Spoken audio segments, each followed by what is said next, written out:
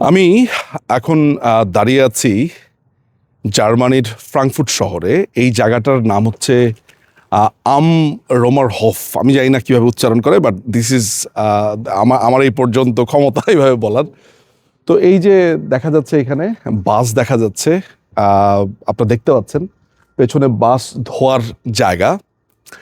আজকে থেকে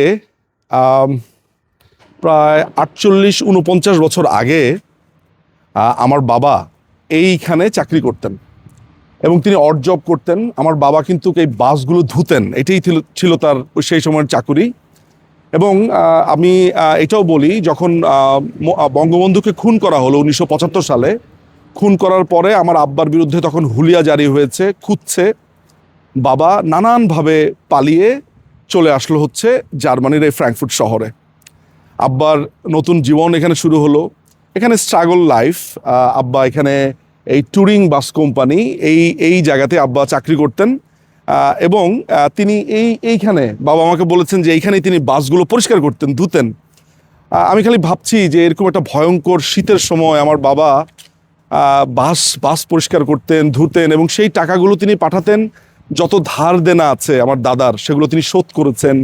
তারপরে তো তিনি দেশে ফিরে ওকালতি পেশা শুরু করেছেন, তার অন্য একটা জীবন শুরু হয়েছে। আসুন আমি একটু আস্তে আস্তে দেখাই। আমার বাবা পার্টিকুলারলি বলেছেন তিনি কোথায় থাকতেন। এই ট্যুরিং বাস কোম্পানির পাশেই একটা বিল্ডিং আছে, সেটা দোতলায় থাকতেন।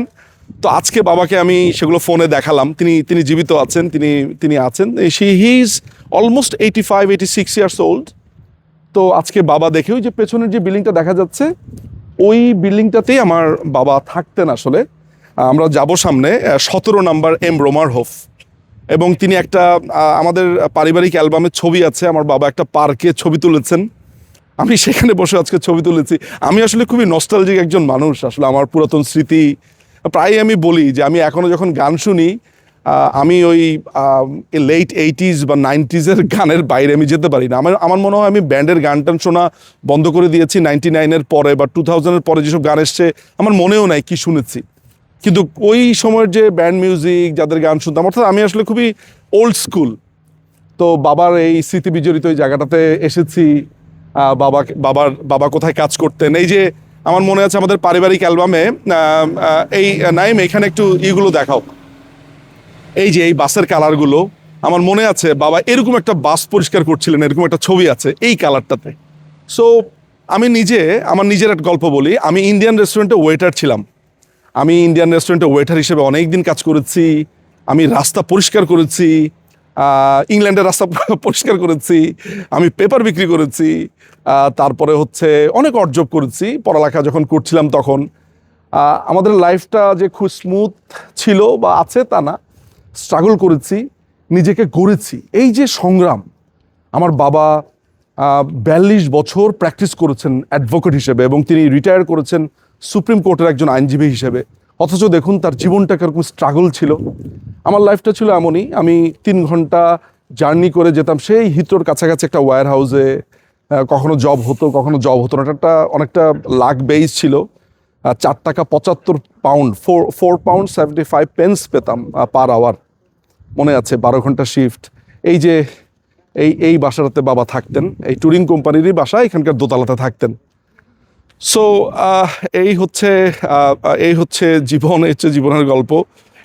এই ভিডিওটা করার একটা কারণ হচ্ছে যে আজকের যারা তরুণরা আছে, এই যে কথায় কথায় আয় রাজুতে আয়, হ্যাঁ, তারপরে এর বাড়ি ভাঙা তার বাড়ি ভাঙা, অশিক্ষিত মূর্খ জেনারেশন দেখে ভাবি যে এই জীবনটা কিন্তু অনেক কণ্টকাময়, জীবনটা অনেক স্ট্রাগলের, জীবনটা অনেক শেখার, জীবন থেকে শেখার।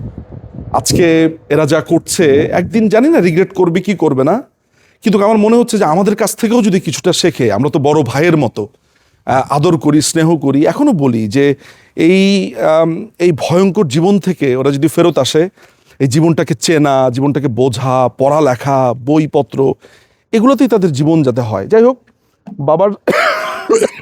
বাবার স্মৃতি বিজড়িত এই যে এটা হচ্ছে 17 নম্বর বাড়িটা। এই বাড়ির দোতলাতে আমার বাবা থাকতেন। এই যে ট্যুরিং কোম্পানি, বাস ট্যুরিং কোম্পানি এখানে। সো এটা আমার জন্য খুবই একটা ইমোশনাল একটা ব্যাপার যে আমার বাবা যেই রাস্তাটাতে হাঁটতেন, যেখানে এসছিলেন ইউরোপে, একা একা একটা মানুষ থাকতেন, সেখানে আমি নিজে এসেছি। আমার জন্য অনেক অনেক অনেক is a big day. Frankfurt is a historical place for me. Thank you so much.